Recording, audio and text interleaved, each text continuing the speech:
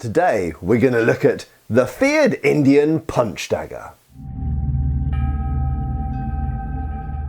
Hi folks, Matt Easton here, Scholar Gladiator and Easton Antique Arms. Now I deal in antique weapons and therefore things like this come through my hands fairly often. What is this? So a lot of people would refer to this as a punch dagger because you punch with it. And in fact there are European equivalents of punch daggers where the blade is orientated this way to the grip. Interesting note, lots of countries have outlawed punch daggers for some reason, because they're perceived as more dangerous than any other type of dagger, I don't know.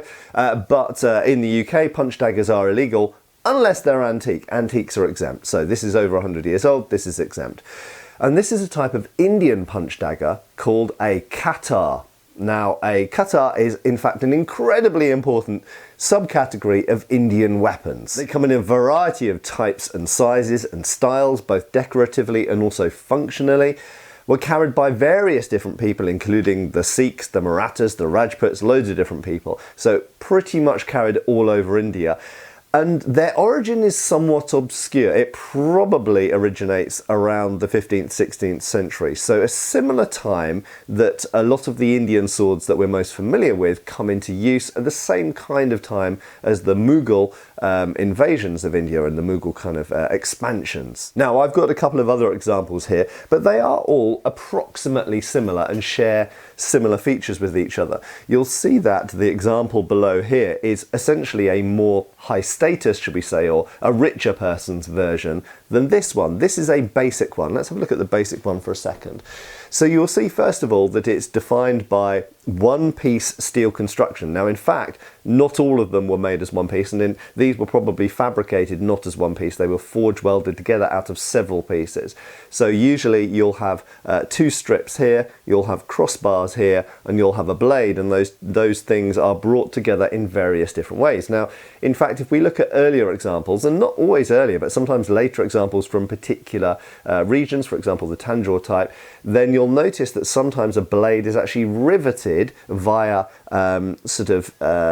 tongues, shall we say, or languettes that come around the blade. Now this is a form of construction which is actually quite popular in India and is used with various types of swords and polearms as well, the kanda most famously. So it means that you can attach a steel blade to iron grips, iron languettes. However, a lot of these are actually entirely made of spring-tempered steel, and very often if you this is rather thick and stiff, this one, but ones with thinner bars down the side here, you can actually squeeze them together and they'll spring out again like leaf springs. So very often these are made of one piece of steel and quenched, but also very often they are brought together with various elements. So fundamentally you've got two bars here, I'll talk about those in a second. You've got crossbars here to hold, and then you've got a blade. Now we'll come back to the blade later.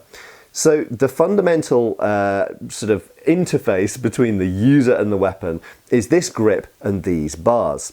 Now these bars obviously come down the side of your hand. Now you'll notice I can't fit my hand into this. So I am 6'1" and a modern Western person. I am bigger on average than Indian people in the 18th century. Okay, so this is probably an 18th century example.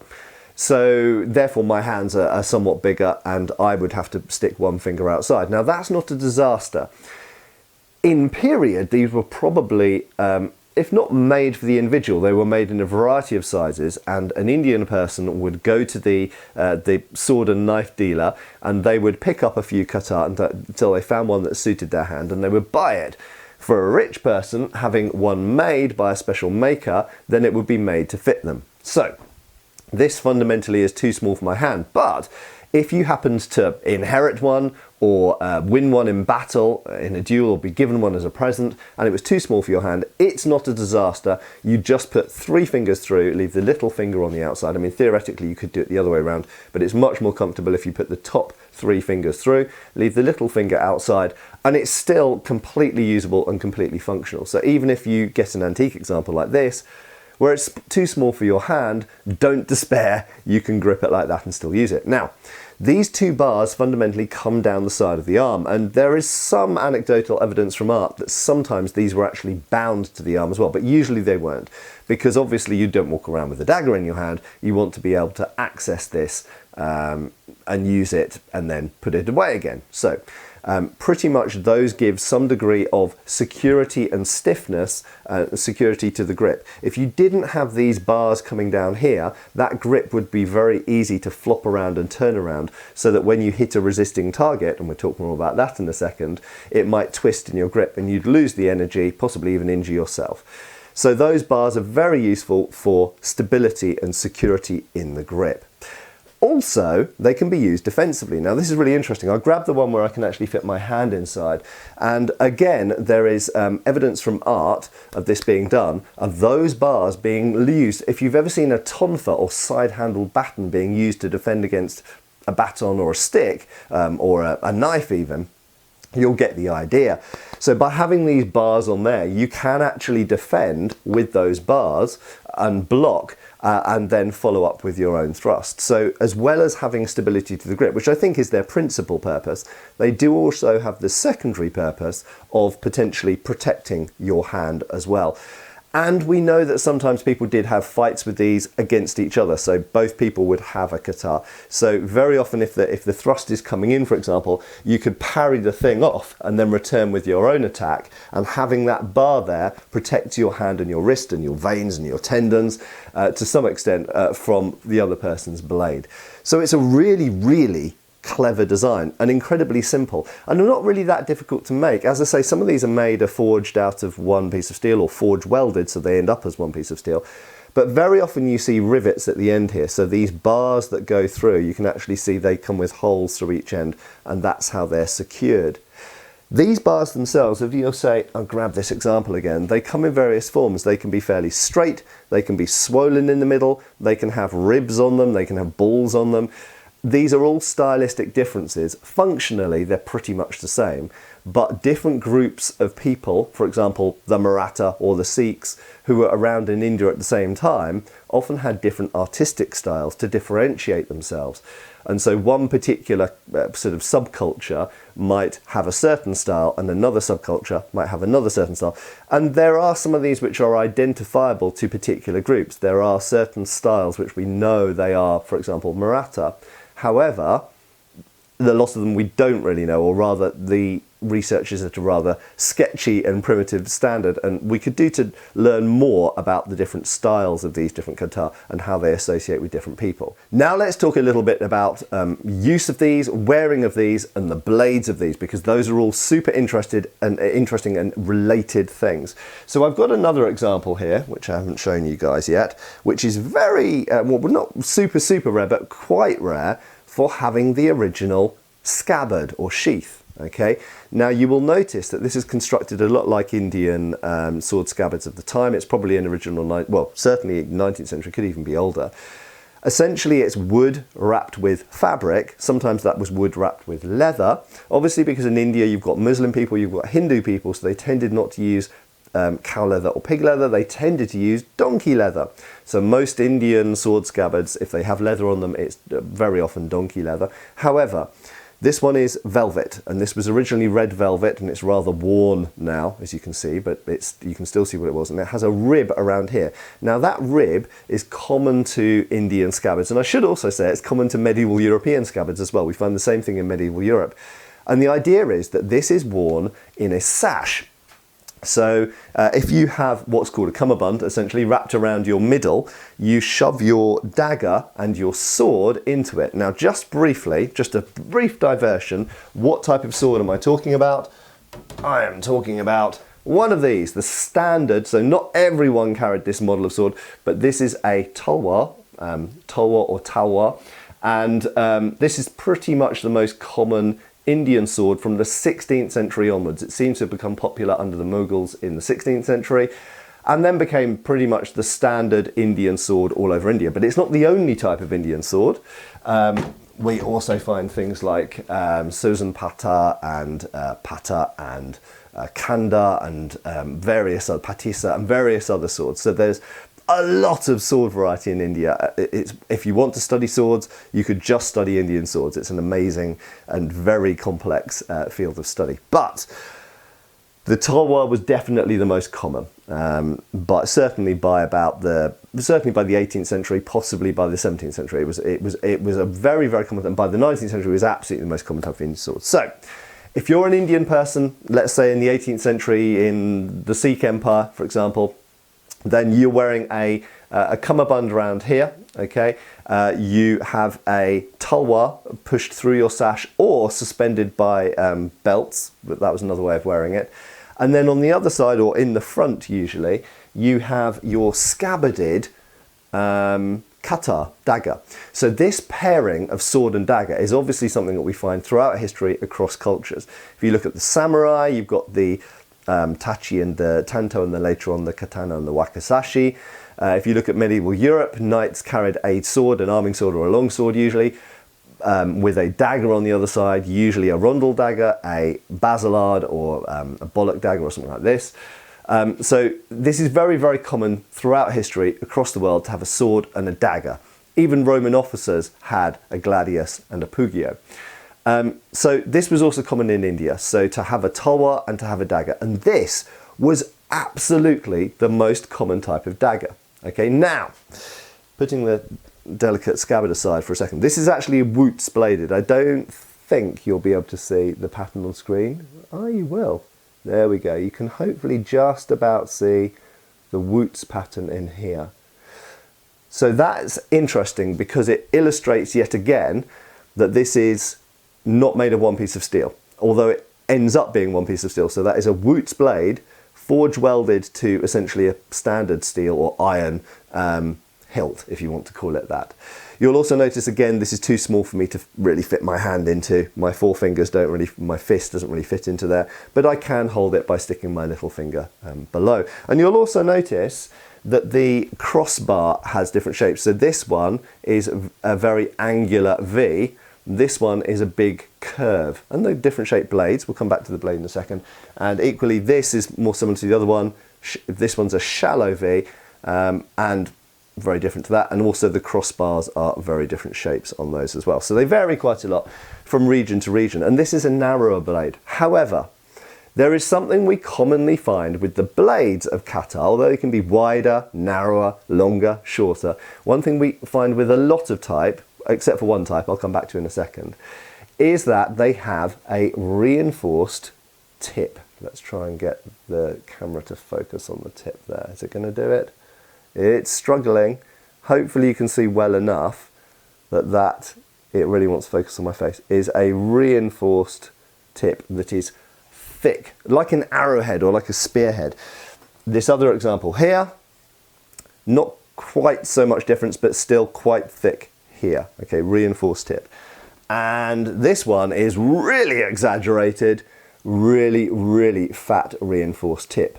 Okay, so quite, I won't say thin, but thinner in this part of the blade, and it actually swells up and gets thicker before the tip.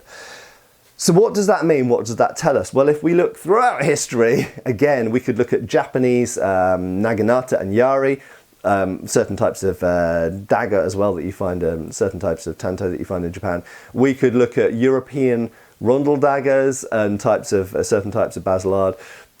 We could look at European long swords and also certain types of polearm like glaive and halberd, which have reinforced tips, and spears. The answer is essentially that's to do with armour. Okay, so even up until the 19th century, armour was still quite prevalent in India. And therefore, the weapons have to be able to some extent deal with the armour. Now, why do I say deal with the armour? I'm not necessarily talking about punching through plates of steel. Okay, now that is actually something that I've done on Todd's channel. You might have seen we have stabbed through a sheet of steel with a rondel dagger. It is physically possible if the sheet of steel is thin and soft enough, and if the dagger is strong enough. What we're mostly talking about here, though, is two things. Number one, punching through mail, chain mail. Okay, that's the most likely thing, most likely type of armour you're going to be trying to punch through, not plate. And secondly, durability. Okay, so if we're living in an environment where everybody's wearing armour, if you're in a fight, you can't always help what you hit. If you're slashing around and they're hitting at you with a sword and you're parrying with your shield or dal and you're stabbing back at them, you don't know whether you're going to hit flesh, mail, padding or plate. You just don't know. So you could hit anything. You might hit a helmet, you might hit their shield, you might hit part of a breastplate. You don't know. So that tip, you want to still have a tip. If that was really slender and really thin, and this is the same for medieval Europe, it's the same for feudal Japan, if you had a really thin tip, there's a high chance, because your opponent's armoured, that tip, not only will it not go necessarily through the armour you want it to, which this might not as well, but it's more likely that the thin tip will get broken, bent, or otherwise damaged. So this is not only a better tip at penetrating armour, it's also a better tip at surviving contact with armour. Okay, so in an armour-rich environment, should we call it, in an armour-rich environment, it's important to have reinforced tips because tips are fragile, especially with the types of steel being used in those cultures, whether it's medieval Europe or feudal Japan or India. With that type of steel, it's less durable and you need to protect it with mass at the most fragile point, which is the tip. Okay, so specialised blades, there was an exception I mentioned that I would come back to, and that is that there are certain types of hooded guard katar, and they're a particular kind of subsection of katar, and they often have quite flat and quite thin blades, and there are certain types of katar which often have European sword blades. So this was something else that was done. So I have owned an example a long time ago, but I don't own an example at the moment. So this is the most similar in appearance to one. Essentially imagine a katar hilt, then we have languettes up here, and then rivet holes through with rivets holding in a blade that has been salvaged from a longer sword blade. Sometimes an Indian sword blade, sometimes an imported European sword blade, sometimes a broken sword blade that's just been picked up and like, well, I can use that for something else. So sometimes sword blades, sometimes European ones, were mounted on katar hilts, and therefore the sword blade doesn't necessarily have the reinforced tip because it's just a standard sword blade. And so sometimes we get essentially broadsword blades, or we get even rapier blades mounted into katar hilts.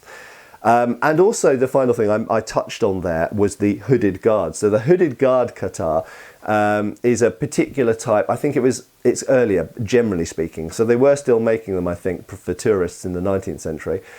But primarily it's a 17th and 18th century weapon, really a 17th century weapon. And it seems to probably be related to the gauntlet sword or pata, and dan pata as well. And there's probably, because they have the same type of grip with a pata sword, as featured in the movie Willow, incidentally. You'll know what I'm talking about if you've seen it.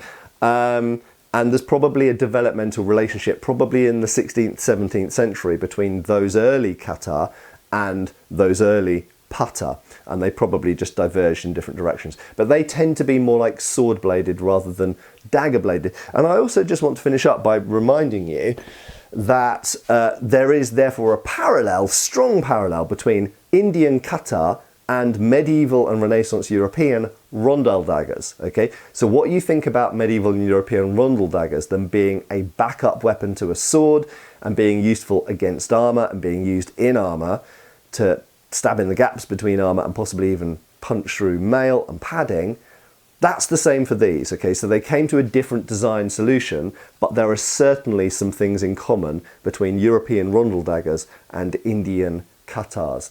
They kind of do the same job, just in a slightly different way. So I hope that's been interesting.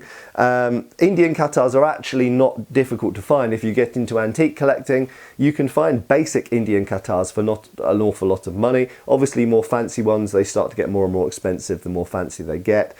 And it should also be mentioned that dating them is difficult because they didn't change an awful lot for a few hundred years. So between the 16th, 17th century and 19th, even early 20th century, these were still being made in India to designs that hadn't really changed much. And so examples like this, it's very likely, because we know obviously the British were ruling India under the British Raj at the end of the 19th and into the 20th century. And a lot of these were they were made for tourists essentially. So they were made for British people to buy, to put on their walls. So an awful lot of them in Britain, they weren't necessarily captured in war or anything like that. A lot of them in Britain were simply purchased in the marketplace in Delhi or wherever, from someone who was still making them to the same style that had been made for a couple of hundred years. So dating them can be difficult because sometimes you get one from, say, the year 1900 that looks very, very like one from the year 1800. Anyway, thanks a lot for watching. I hope if you knew a little bit about Indian Katars before starting this, you now know a bit more about Indian Katars. And if you knew nothing about them at all, well then now you know a lot, hopefully. Thanks a lot for watching. I have been Matt Easton. I will continue to be, and I'll see you back on the channel really soon. Cheers, folks. Thanks for watching. We've got extra videos on Patreon. Please give our Facebook a like and subscribe if you haven't already. Cheers, folks.